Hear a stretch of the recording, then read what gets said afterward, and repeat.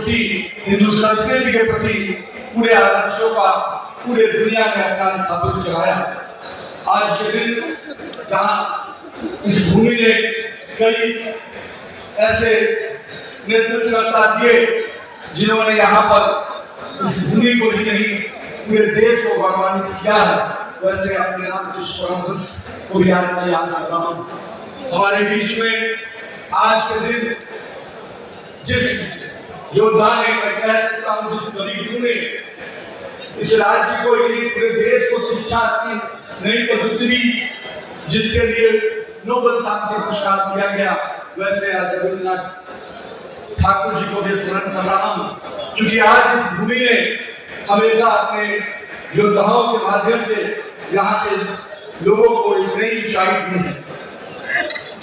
हम अपने नेता श्यामा प्रसाद मुखर्जी जी के बलिदान को हमेशा याद करते हैं, क्योंकि श्यामा प्रसाद मुखर्जी जी का ही नेतृत्व था जो उस समय के तत्कालीन सत्ता में बैठे हुए लोग, उस समय के लोगों ने पश्चिम बंगाल को, इस बंगाल को बांग्लादेश में मिलाने की रणनीति पर काम कर रहे थे, के खिलाफ किसी ने लड़ाई लड़ी तो हमारे नेता आदरणीय श्यामा प्रसाद मुखर्जी ने लड़ा और आज बंगाल इस स्वरूप में दिख रहा है। लेकिन मुझे इस बात की भी चिंता है मित्रों कि आज श्यामा प्रसाद मुखर्जी जी का जो बलिदान जिस कश्मीर के लिए हुआ, आज इस कश्मीर को भी संघर्ष कर बचाया तो भाजपा की सरकार ने, नरेंद्र मोदी की सरकार ने बचाया। मुझे याद है 2011 का समय, इसी पवित्र भूमि से बंगाल से हम लोगों ने युवा मोर्चा में राष्ट्रीय एकता यात्रा निकाली थी। उस कश्मीर के 370 धारा की समाप्ति के लिए हमारे पूर्व के भाजपा के कई वरिष्ठ नेता और हमारे नेता यहाँ के श्यामा प्रसाद मुखर्जी जी ने तो अपना बलिदान भी दिया। लेकिन मुझे खुशी है कि इस कलकत्ता और इस पश्चिम बंगाल की भूमि से जब यात्रा निकली तो जब कश्मीर के लाल चौक गई तो आज कहीं ना कहीं कश्मीर के लाल चौक पर तिरंगा फहरा रहा है। तो आंदोलन की आगाज हुई तो वह आंदोलन की भूमि थी यही पश्चिम बंगाल। मैं इस बंगाल की जनता को भी इसके लिए अभिनंदन करता हूं, तहे दिल से बधाई देता हूं। लेकिन मित्रों, अभी भी ऐसी कुछ मानसिकता बची है जो इस बंगाल को फिर से बांग्लादेश बनाना चाहती है और हमें पूरी तरह से चौकन्ना रहने की जरूरत है मित्रों, क्योंकि हम देख रहे हैं जिस प्रकार से घुसपैठियों की तरफदारी करने वाली सरकार यहाँ बैठी है, जिस प्रकार से हिंदुओं के साथ, सनातन परंपराओं के साथ छोड़ करने वाली सरकार यहाँ बैठी है, वो प्रयास कर रही है कि फिर से बंगाल को बांग्लादेश में ले जाए। लेकिन हम भाजपा के कार्यकर्ता संकल्पित हैं, हम किसी भी प्रकार की कुर्बानी देने को तैयार हैं, लेकिन किसी भी हाल में बंगाल को बांग्लादेश में नहीं मिलने देंगे और बंगाल की सुरक्षा के प्रति अपने संकल्प को दोहराते हैं। और इसलिए मित्रों, ये समय है ऐसी सरकार के खिलाफ आंदोलन खड़ा करने का। मैं आप कार्यकर्ता बंधुओं को तहे दिल से इसलिए आज मिलने आया हूं, बधाई देने आया हूं कि यहाँ की सरकार की अराजकता के खिलाफ हमारा एक एक कार्यकर्ता आज लड़ाई लड़ रहा है।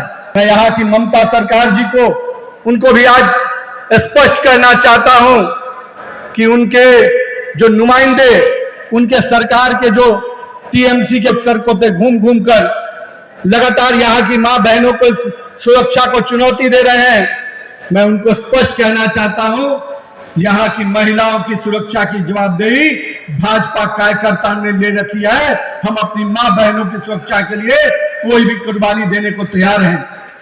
हम लोगों ने देखा इसी दुर्गापुर के जमीन से उस रेप की घटना को हम याद कर रहे हैं, किस प्रकार से यहाँ की सरकार ने असंवेदनशीलता के साथ उसको देखा और यहाँ की सरकार की ओछी मानसिकता, जिहादी मानसिकता ने किस प्रकार से हमारी माता बहनों के घटना पर अपना टिप्पणी किया है।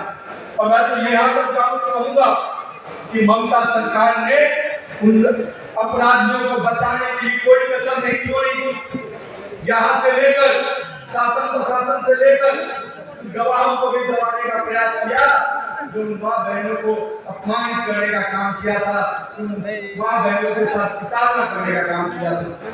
मैं आज उस मानसिकता पर ही देखता हूँ कि ममता दीदी का वो मानसिकता जब हमारे माँ बहनों को ये कहती है कि शाम 7 बजे के बाद आपको निकलने की आवश्यकता क्या थी। अरे ममता दीदी, ये बंगाल की महिलाएं आधुनिकता की प्रतीक रही हैं। बंगाल की संस्कृति को उन्होंने हमेशा आगे बढ़ाया है, बंगाल की विरासत को उन्होंने हमेशा आगे बढ़ाया है। और आज उन माँ बहनों को आप घर के अंदर महफूज रहने के लिए कह रहे हैं। हम किसी भी हाल में उन माँ बहनों को सुरक्षा को लेकर जो चुनौती आप पेश कर रहे हैं उसके प्रति हम संकल्पित हैं।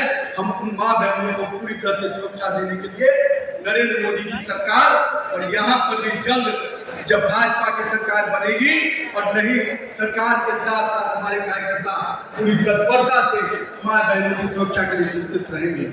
और आज के दिन मैं आज दुर्गापुर में आया हूँ। ये दुर्गापुर जब मैं BIT मेसा में पढ़ता था, इंजीनियरिंग की पढ़ाई कर रहा था, उस समय हम सब के लिए कुछ केंद्र होते थे जहाँ पर बड़े बड़े इंडस्ट्री होते थे।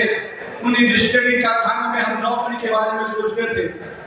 आज दुर्गापुर में बड़े औद्योगिक उस समय के घराने थे।